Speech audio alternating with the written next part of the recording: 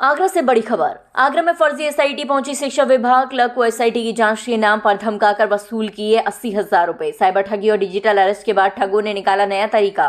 फर्जी एसआईटी ने 1 घंटे तक क्लर्क को बनाया बंधक। घटना से 3 दिन पूर्व एक महिला आई थी स्कूल की मान्यता की जानकारी लेने। स्कूल की मान्यता के बारे में की चर्चा और पूछा कितना खर्चा आएगा। बाबू ने बताए थे 3 लाख रुपए। बाद में महिला कुछ लोगों के साथ पहुंची और अपने आप को बताया एसआईटी से। कहा आपने रिश्वत मांगी, उसकी जांच करने आए हैं। फिलहाल शिक्षा विभाग में ये मामला चर्चा का विषय बना हुआ है।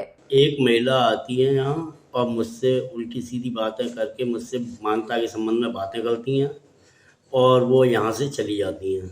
फिर उसके बाद वो 19 तारीख को आती हैं और उनके साथ में 3-4 बंदे होते हैं और वो बंदे आकर के फिर मुझे इस तरीके हरेसमेंट किया जाता है कि मुझसे पैसे की मांग की जाती है। फिर मुझे जाकर के बैंक से जाकर के पैसे निकाल कर के दिए गए। वो क्या बताते हैं, अपने आप को क्या परिचय देते हैं अपना? वो अपने को कहते हैं, कभी एसआईटी कह रहे थे स्टार्टिंग में, फिर वो कह रहे हैं कि हम नोएडा न्यूज़ से आए हैं और पर उनके न्यूज़ वाले की कोई खबर की मैं जानकारी नहीं रखता हूँ वो किस न्यूज़ पे उससे थे। ऐसा कितने घंटे तक आपको कमरे में उन्होंने बिठाए रखा? करीब 1 या 1.5 घंटे करीब मैं उनके पास रहा। कैसी बातें करी? आपका दिमाग बिल्कुल मैं सुन्न हो गया। बिल्कुल इस सोचने समझने की क्षमता बिल्कुल ख़त्म हो चुकी थी। उसके संबंध में मैं उस समय की बात को सोचता हूँ तो मैं भयभीत हो जाता हूँ। वो आपसे बार बार कह रहे थे कि गिरफ्तार हो जाएंगी, टीम बाहर खड़ी। क्या था ये? क्या कैसे डरा रहे थे? वो बार बार यही कह रहे थे कि बाहर टीम खड़ी हुई है, आपके यहाँ की ये शिकायत है, आपके उच्च अधिकारियों ने इस तरीके से किया है और ये किया है और आपकी भी बहुत शिकायतें गई हुई हैं और रिकॉर्डिंग चालू कर रखी है। इस तरीके से उन्होंने मेरे साथ में बहुत बड़ा हरेसमेंट किया। कितने रुपए ले गए आपसे? मेरे से 80,000 रुपये।